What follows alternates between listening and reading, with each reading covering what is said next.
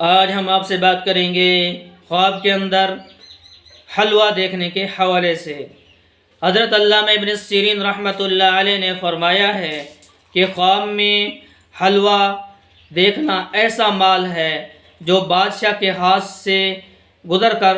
حرام ہو چکا ہے۔ حضرت جعفر صادق رحمۃ اللہ علیہ نے فرمایا ہے کہ خواب میں حلوہ بہت سا مال اور دین خالص ہے، اور حلوے کا ایک لقمہ خواب میں فرزند کو بوسہ دینا اور میوہ جات والے حلوے کا ایک نوالا اچھا ہے، اور جس حلوے میں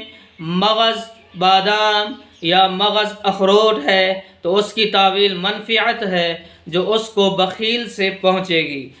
حضرت جابر مغربی رحمۃ اللہ علیہ نے فرمایا ہے کہ خواب میں حلوہ کرنا دلیل ہے کہ اسی قدر مال حلال اور حلال روزی پائے گا، اور اگر خواب کے اندر دیکھے کہ اس میں زعفران ہے تو یہ بھی بہتری کی دلیل ہے،